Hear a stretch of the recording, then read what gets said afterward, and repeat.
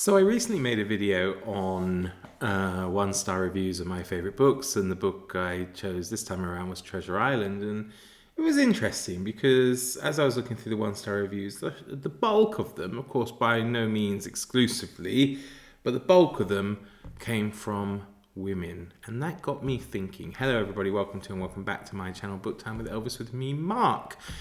And you might be thinking, what did it get you thinking about? You've probably worked it out anyway, because I'm sure the title of this video will end up being something that gives it away. But it got me thinking about whether books can still be for boys or for girls or for men and for women. Gosh, controversial, I know. Isn't that outrageous in this day and age? Absolutely outrageous. But I think there is some, on a deeper level, maybe something to it. But let's talk about it, because I think it's probably a topic that people at least maybe used to debate. I mean, certainly when I was growing up, I felt as a child, I went to an all-boys school, maybe that's part of it, but I did feel as a child that there were books for girls and books for boys, just like I felt like there were toys for girls and toys for boys. I had Action Man, my sister had Barbie. I wasn't going to play with Barbies. Now, of course, I'm not saying there's anything wrong. If I had wanted to play with Barbies, there we go. It would have just been what it was. But I think we can look at that debate by thinking about whether or not some books were written for boys or girls in mind. And I think that's true. Although today, of course, it is very much an outdated marketing strategy, if it ever was a marketing strategy, which, let's face it, for some books it probably was.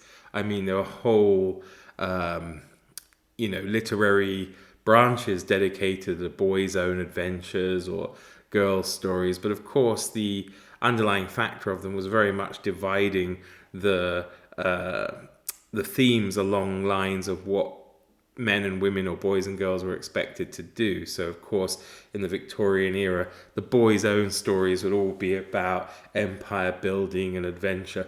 Of course, stuff that, any respectable Victorian woman wouldn't be seen doing. And then I'm sure the women and girls' literature, journals, whatever, would have been based around being mothers, homemakers, and that kind of stuff, which, of course, is extremely outdated for our day and age. But let's see how, particularly when it comes to classics, how they can be perceived by us today, and whether or not there is a gender bias when it comes to choosing the books one reads. So, I think for a long time they would have been classified by gender, specifically, of course, in the 19th century and the early part of the 20th century. Both the community, societies, publishers at large would have, I believe, reinforced that the idea of novels that had settings in adventure, war, epic journeys, that kind of stuff would have been pushed towards the male market, men and boys. Whereas, domestic drama and romances, but, well, I suppose we have to be careful with the expression romance, because that could also be, of course, an adventure story in its older meaning. But certainly love stories, let's put it that way, coming of age stories, that kind of thing, would mainly have been seen as being for girls. And of course, this is just a reflection of the culture and society that these books were born into, right? Men, Victorian men, etc., would have been,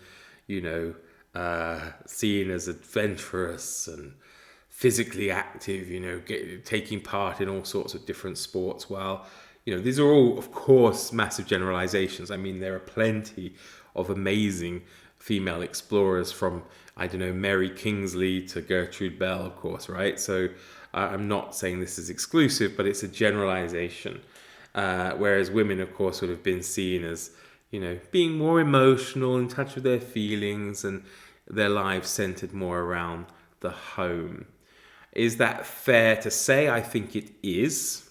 For that time, I think it's fair to say that these books were pretty much put on gender lines. I don't think respectable girls would maybe have been caught reading books like Treasure Island or King Solomon's Mines. But of course, I'm sure, like everywhere, there would have been exceptions to that rule. So so-called boys' books could be things, as I've already mentioned, Treasure Island by Robert Louis Stevenson, King Solomon's Mines by H. Rider Haggard, Tom Sawyer by Mark Twain, of course, The Call of the Wild by Jack London.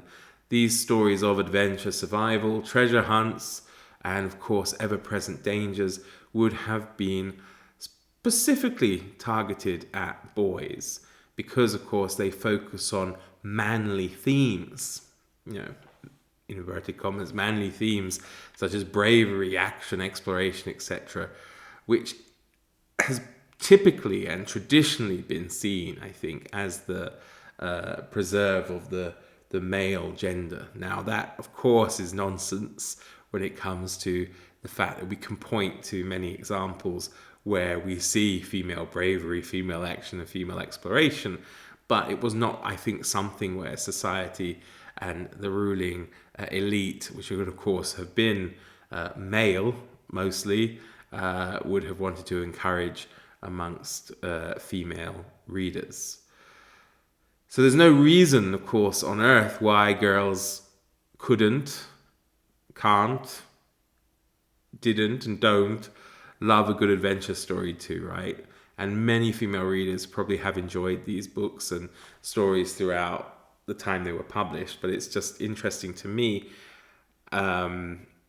why it's the case that, or no, if it's still the case that some books can be pushed more towards one gender or another. And it's probably a thing I can't fully answer, not being someone who reads a lot of modern stuff. So it may be more of a question for you guys, whether you feel on a base level whether books are still somehow pushed to one gender or the other, or any other alternatives you may care to mention when it comes to the whole gender issue. So classic girls books, what would they be, or what can we consider to be classic girls books? I think Anne of Green Gables, of course, by Ellen Montgomery. Pride and Prejudice probably is one that was often, I think, or anything by Jane Austen may be seen more as a kind of classic chick lit, let's say. And of course, chick lit is a thing. So I guess nobody seems to have a problem with it. See, that to me is an interesting point. If people do label something chick lit, now I don't know, I might be completely wrong in saying that this is an acceptable term, right? Maybe it's not, but it seems to me that people or women tend. Well, I'm getting myself in dangerous territory here, right? But it does seem to me that on one side, women don't seem to mind books that are pushed towards them, but don't like it when books are pushed towards men to their exclusion. Whereas I don't think the same is opposite. Like, I could care less, right, if I was thought of as being strange for reading a book that was geared more towards women or not, or I wouldn't necessarily have an interest in it, because I think you read what you know. And of course, as a child, I wouldn't have read the Sweet Valley High books, or I wouldn't have read I don't think maybe someone like Judy Blume, because it was not necessarily stuff I could relate to.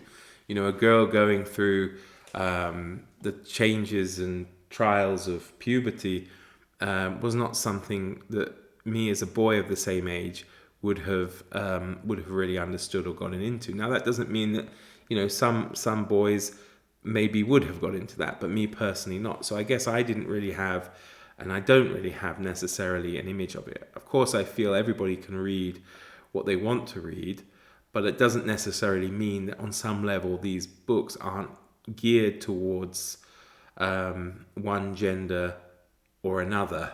I was going to say the other, but I was going to get myself in even more trouble. Jane Eyre, perhaps, could be another one by Charlotte Bronte.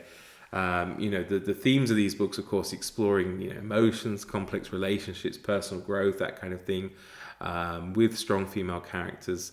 is something that I'm not sure whether many men at the time would have necessarily picked up, and whether it would have been a case as, the Mr. Smith reads such and such and Mrs. Smith reads the other thing. Whereas, of course, as I say, today we are a lot more fluid when it comes to the type of books we read. So I'm just curious what you guys think. Obviously today it seems to be within us, of course, to push back against any idea that a book has to be for a specific gender. But that doesn't mean, of course, that the author didn't have a specific gender in mind when they wrote the book. And it's too complex and too much of a minefield for me to get into all the various accepted terms and genders out there, because let's face it, to some degree, although I'm not extremely old, I am in some ways a bit of a dinosaur. I'm very much a person who thinks of live and let live, and you do you, and as long as nothing physically hurts anybody else, I'm fine with it. And I really have no issues or problems with anything. But I'm always scared to get involved and talk about certain subjects, because I feel I don't know, I'm in a bit of a bubble perhaps, that I don't always know the correct terminology. And I feel that if you make a mistake these days, people are always going to shout you down and jump down your throat when, you may well have made a really innocent and naive mistake. So, it's probably very risky doing a video on this. But as I said, the thought that crosses my mind is whether you guys think there is still some agenda being pushed in certain ways. I mean, if we look at, let's take an author like G.A. Henty, Victorian adventure writer. As far as I'm aware, he wrote a huge amount of stuff. It's, his characters are all boys, pretty much. It's an adventure book for boys. If you put boys on adventure into books, this is the kind of thing you would get. Now, at the time, I'm pretty sure that his audience would have been overwhelmingly male, right?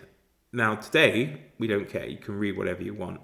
But the push and focus of that book was towards a male audience. And I wonder, when it comes to non-specialized books, when it comes to modern literature or modern novels, modern fiction works, whether you think there is still an agenda that's pushed, and that some books can be, if we are being honest about it. Now, I'm not saying all books are for everybody, right?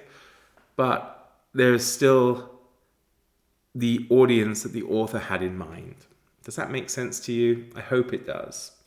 Because I think that still perhaps people write about what they know, and people read about what they know and what they can relate to generally. Unless, of course, you're pushing yourself outside your comfort zone in order to, broaden your horizons. But that still means that the core audience of books maybe the book may have been written for that specific gender.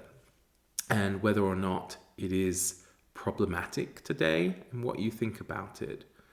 As I say, we push back against the idea that any book is written for a specific gender. We push back against this when it comes to other areas as well, right? But I still believe that some people make their reading choices based on what they relate to. I think it's very unlikely, and it's not. And this to me is sometimes the problem that comes with today's world, is that when you don't say that you are fully in some corner of something, then you must be against it. And this is something that I find frustrating. So, for example, I'm not likely to read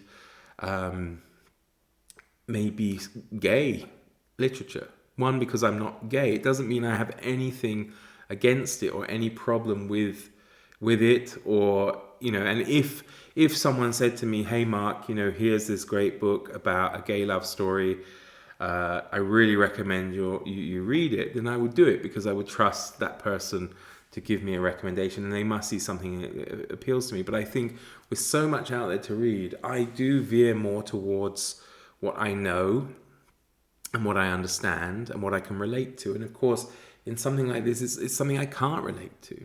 But it doesn't mean that I'm against it, right? And that's all in a very convoluted way, a very simple question it comes down to is, do you think that the idea on a basic level still exists that books can be and are gender specific? I hope I put my point across well there. I may not have done, and I'm sure I'll find out in the comments.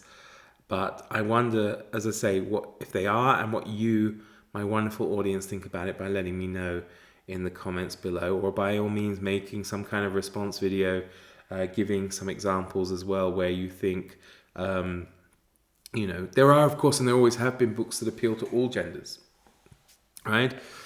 But I wonder as time goes on whether these books are getting less gender specific or genderly imbalanced, so to speak. If we talk about that imbalance when it comes to the audience of books, then if there's an imbalance, then it must mean there are still books written for specific gender audiences and that kind of stuff. So it's just something I was thinking about when I was looking through those 1-star reviews, and I did just feel, I wonder how much of it comes down to the fact that Robert Louis Stevenson wrote a book for his stepson of a specific age. I can't remember how old he was, let's say 12, something like that, probably a similar age to the main character, Jim Hawkins. And ultimately, it's a story about a young boy written for young boys. Is it surprising that young women and girls, by and large, don't get me wrong, there are loads of good reviews by women as well, of course, right? But when you look through the negative 1-star reviews, seem to be leaning towards that one gender. And if so, then I don't know, I just find it interesting. That's all. It's a bit of a rambly video, but I hope you get what I'm saying, and probably you haven't watched this far anyway. So, all right, everybody, do take care, and I'll be back soon. Bye-bye.